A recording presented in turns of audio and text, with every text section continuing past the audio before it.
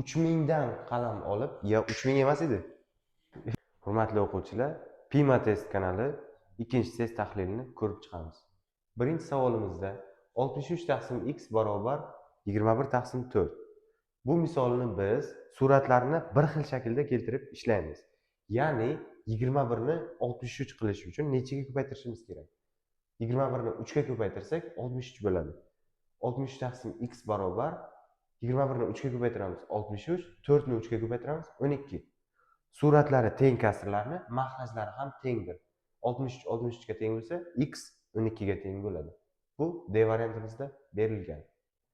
Xo'p, ikkinchi savolimizga o'tadigan bo'lsak, Sardorning 295 ming so'm puli bor.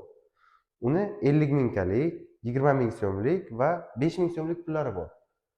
Uni eng ko'pi bilan nechta 50 ming so'mlik puli bo'lishi mumkin? Bu uchun 295 mingni 50 mingga bo'lamiz va butun qismini olamiz. 295 mingni 50 mingga bo'lsak, 5 ta bersak, 250 ming, qoldi 45 ming so'm. 5 ta 50 ming so'mlik va 45 mingni endi 2 ta 20 ming so'mlik va bitta 5 ming so'mlik qilib olishimiz mumkin. Bizda 5 ta 50 mingtalik javobimizda aniq. Bu B variantimizda berilgan. Uchinchi savolimizda 23 detsimetr kvadrat qo'shilgan 48 santimetr kvadrat. 1 detsimetr kvadratimiz 100 santimetr kvadratga teng. 23 detsimetr kvadrat esa 100 ga ko'paytirsak 2300 santimetr kvadrat. 2300 ga 48 ni qo'shadigan bo'lsak 2348 santimetr kvadrat. Bu D variantimizda berilgan. To'rtinchi savolga to'g'ri to'rtburchakning bo'yi 18 ga teng, perimetri 48 ga teng. Bizga yuzasini so'rayapti. Yuzaga erishish uchun avval enini topib olamiz. Enini topish uchun perimetrning formulasiga biza birliklarni qo'yamiz. Perimetr 48 ga teng. 48 barobar bo'yi 18, eni noma'lum x ko'paytirilgan 2. 2 ni bo'lish qilib o'tkazsak, 18 qo'shilgan x barobar 48 ni 2 ga bo'lsak 24. Endi x topish uchun 24 dan 18 ni ayiramiz. 24 dan 18 ni ayirsak, ximiz 6 chiqadi. Bu nima? Bu bizga to'g'ri to'rtburchagimizning eni.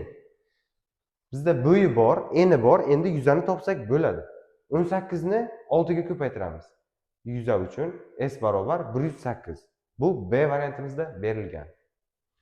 5-savolimizda o'quvchilar avtobusda 200 so'mdan yig'sa 500 so'm yetmay qoladi. X ta o'quvchimiz bo'lsin. X ta o'quvchi 200 so'mdan yig'adigan bo'lsa 200x qo'shilgan 500. Agar X ta o'quvchimiz, o'sha X ta o'quvchimiz 300 so'mdan yig'adigan bo'lsa-chi, 300x minus 500. 500 so'm ortib qoladi. Bizga ortib qolgani kerak emas. Ayirib tashlaymiz. Bu yoqda yetmagandi 500. O'sha uchun qo'shgandik. Xo'p, tenglik o'rinli 200x, 300x noma'lumlarni bir tomonga o'tkazamiz. 300x, 200x ni bu tarafga o'tkazsak, minus 200x 500 va minus 500 ni bu tarafga o'tkazsak, plus 500. 300 tadan 200 tasi ketsa, 100x barobar 500 ga 500 1000. 100x'imiz 1000 bo'lsa, x'imiz 10. Bu D javobimizda berilgan. Xo'p, 6-misolimizda noma'lum uchburchakni topishimiz kerak. Bu uchun mana bu ayrilgan hadni, tenglikni bu tarafiga o'tkazamiz. 5 ta uchburchak barobar 8400 qo'shilgan 4850. 5 ta uchburchak barobar buni bunga qo'shsak 13250. Uchburchakni topish uchun 13250 ni 5 ga bo'lamiz. 5 ga bo'lsak 2650. Bu A variantimizda berilgan. Xo'p, 7-savolimizda yuk mashina yuk bilan birga 8752 kilogramm. Yuksiz holatda 5830 kilogramm. Bizga yukning massasini so'rayapti. Yuk bilan holatidan mashinani o'zini ayirib tashlasak, bizga yukning massasi kelib chiqadi. Ya'ni 8752 dan 5830 ni ayirsak 2922. Bu yukning massasi. A variantimizda berilgan. 8-misol. Orbital o'quv markazini 3 ta filiali bor. Har bitta filialdan 4 tadan guruh kelgan. Jami nechta guruh kelgan? 3 ko'paytirilgan 4 12. 12 ta guruh kelgan. Endi o'sha 12 ta guruhdan 15 tadan o'quvchi kelgan. 12 ni 15 ga ko'paytirsak, jami 180 ta o'quvchi kelgan. Bu C variantimizda berilgan. 9-savolimizda 3 asr 47 yilni oyga o'tishimiz kerak. Birinchi biz asrni yilga o'tib olamiz. 3 asrimiz bizga 300 yil bo'ladi. Endi 300 yilga 47 yilni qo'shib oyga o'tishimiz kerak. 1 yilimiz 12 oyga teng. 347 ni 12 ga ko'paytirsak 4164. Bu bizga B variantimizda berilgan. 10-savolimizga qaraydigan bo'lsak, quyidagi sonli ketma-ketlikni keyingi hadini topishimiz kerak. 1 8 27 64 125 va keyingisi noma'lum. Yaxshilab sezsak, bu 1 ni kubi, 8 2 ni kubi, 27 3 ni kubi, 64 4 ni kubi, 125 5 ni kubi va keyingisi 6 ni kubi bo'ladi. 6 ni kubi esa 216 ga teng. Bu bizga C variantimizda berilgan. 11-savolda qaraydigan bo'lsak, Aziz 2000 ga ruchka olib 3000 sotyapti. Keyin yana 4000 ga olib 6000 sotyapti. Aziz qancha foyda qilyapti? Bu uchun sotgan narxidan tan narxini ayiramiz. Birinchi sotgan narxi 3000 so'm. Olgani 2000 so'm, ayirsak 1000 so'm. Keyin ikkinchi martasiga 6000 so'm, 4000 tan narx, ayirsak 2000 so'm. Keyin ikkita foydani bir-biriga qo'shamiz.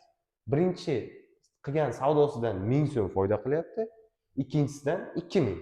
Qo'shsak 3000 so'm foyda. Bu C javobimizda turibdi. 12-savol. A ni topishimiz kerak.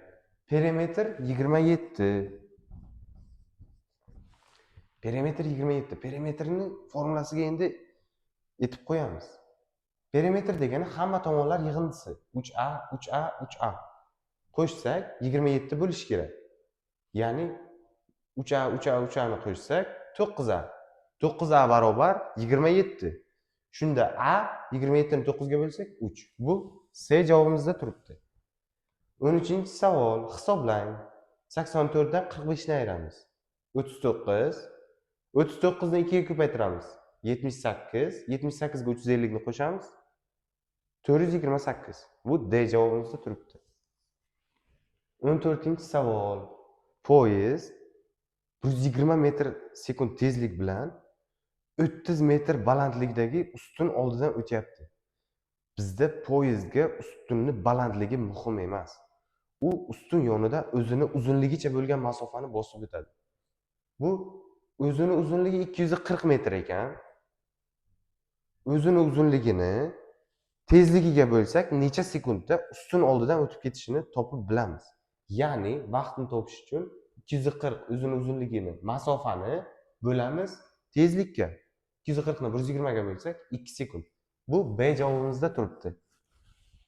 15-savol. Pallali tarozi. Pallali tarozini bir tomoniga 3 kilogramlik toshdan 2 ta qo'yilgan va yoniga bir qop kartoshka qo'yilgan. Ikkinchi pallasiga 5 kilogramlik toshdan 3 ta qo'yilgan va tarozi muvozanatda turibdi.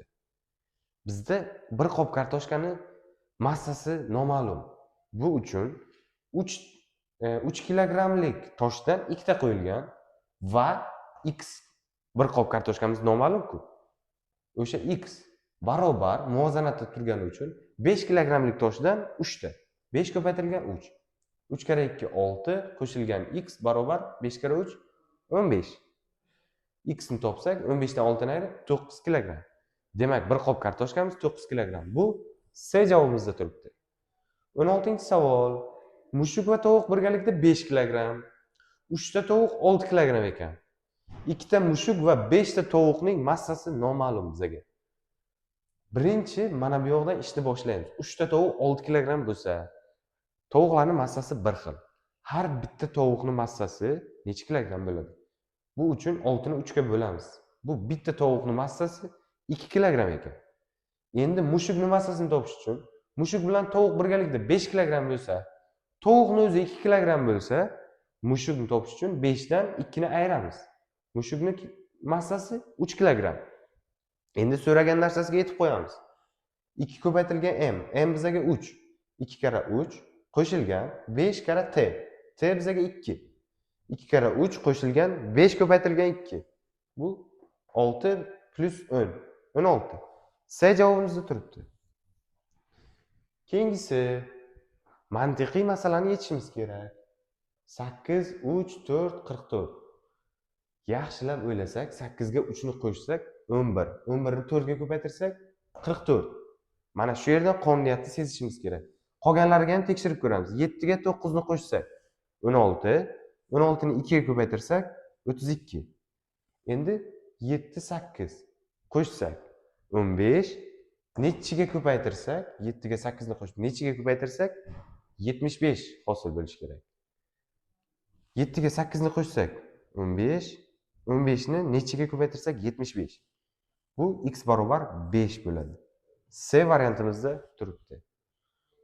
18-savol. Quyidagi ketma-ketlikdan ortiqchasini toping. 521, 627, 913, 418, 315. Yaxshilab qarasak, mana bu hammasi toq sonlar va bitta juft sonni ko'ryapmiz. Bular hammasi toq, 418 juft. Demak, bizga ortiqchasi juft son, 418 ortiqcha. Bu B variantimizda turibdi. 19-savol.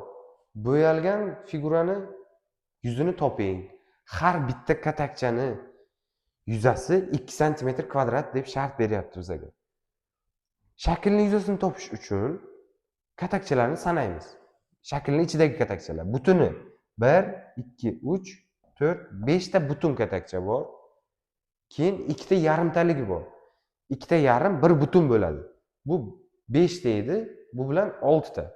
6 ta katakchaning yuzasi har bittasi 2 cm kvadratdan bo'lsa, 6 ko'paytirilgan 2 12. Bu A variantimizda turibdi. 20-savol. 58 dan 2 marta katta son va 5 ni ikkilanganini qo'shish kerak. 58 ni 2 ga ko'paytirish 58 ni 2 ga ko'paytirsak 116. 5 ni 2 ga ko'paytirsak 10. 116 ga 10, 126.